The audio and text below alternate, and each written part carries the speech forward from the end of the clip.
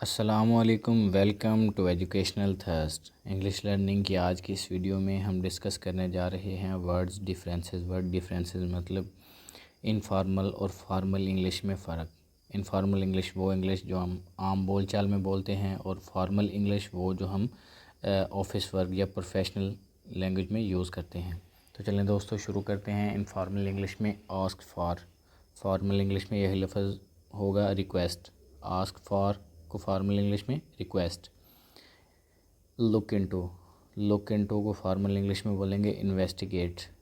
Informal English में look into और formal English में इन्वेस्टिगेट। लुक इनटू या इन्वेस्टिगेट। इनफॉर्मल इंग्लिश में रेफ़र टू और फॉर्मल इंग्लिश में यही लिखा जाएगा consult. Refer to informal English is consult, refer to या कंसल्ट। हंग्री इनफॉर्मल इंग्लिश में होगा हंग्री और यही फॉर्मल इंग्लिश में बोला और लिखा जाएगा फेमिश्ड। हंग्री या फेमिश्ड, हंग्री या फेमिश्ड। इसी तरह इनफॉर्मल इंग्लिश में बट, इनफॉर्मल इंग्लिश में बट और फॉर्मल इंग्लिश में हाउएवर। बट या हाउएवर। इनफॉर्मल इंग्लिश में रॉन्ग और यही फॉर्मल इंग्लिश में इनकरेक्ट। इनफॉर्मल इंग्लिश में रॉन्ग और फॉर्मल इंग्लिश में इनकरेक्ट। रॉन्ग या इनकरेक्ट। मैड इनफॉर्मल इंग्लिश में मैड और यही फॉर्मल इंग्लिश में बोला और लिखा जाएगा इंसेन। मैड या इंसेन, पागल। मैड फॉर्मल इंग्लिश में इंसेन। लेट इनफॉर्मल इंग्लिश में लेट, फॉर्मल इंग्लिश में अलाउ, इजाज़त देना।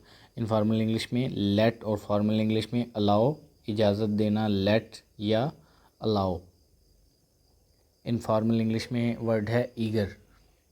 इनफॉर्मल इंग्लिश में वर्ड है ईगर, इसकी जगह पे फॉर्मल इंग्लिश में लफ्ज़ यूज़ होता है एविड। शौकीन होना, ईगर या एविड। डेयर फॉर्मल इंग्लिश में यही लफ्ज़ लिखा और पढ़ा जाता है चैलेंज। डेयर या चैलेंज। इनफॉर्मल में डेयर और फॉर्मल में चैलेंज। हर्ट इनफॉर्मल इंग्लिश में वर्ड है हर्ट, जो यूजुअली यूज़ होता है हर्ट, इसकी जगह पे फॉर्मल वर्ड है डैमेज। फॉर्मल वर्ड है डैमेज। शो इनफॉर्मल इंग्लिश में शो, फॉर्मल में डिमॉन्स्ट्रेट। शो या डिमॉन्स्ट्रेट। इनफॉर्मल में शो और फॉर्मल में डिमॉन्स्ट्रेट। अवॉइड और इसी लफ्ज़ को फॉर्मल इंग्लिश में बोलेंगे इवेट। अवॉइड या इवेट। सिक इनफॉर्मल इंग्लिश में ये लफ्ज़ बोला जाता है सिक और फॉर्मल इंग्लिश में लिखा और पढ़ा जाता है इल। सिक इसकी फॉर्मल इंग्लिश है इल। गिव अप छोड़ देना। गिव अप छोड़ देना इनफॉर्मल इंग्लिश में गिव और इसके लिए फॉर्मल इंग्लिश का लफ्ज़ यूज़ किया जाता है क्विट। छोड़ देना, गिव अप या क्विट। एम्प्टी वर्ड एम्प्टी की जगह पे फॉर्मल इंग्लिश में वर्ड यूज़ किया जाता है वेकेंट। एम्प्टी या वेकेंट। मेंड इनफॉर्मल इंग्लिश में मेंड, फॉर्मल में रिपेयर। मेंड या रिपेयर। फॉर्मल इंग्लिश का लफ्ज़ है रिपेयर, मेंड या रिपेयर। आइडिया फॉर्मल इंग्लिश में लफ्ज़ यूज़ किया जाता है इसके लिए नोशन। आइडिया या नोशन। सी इनफॉर्मल इंग्लिश में लफ्ज़ है सी, देखना। फॉर्मल इंग्लिश में ऑब्ज़र्व।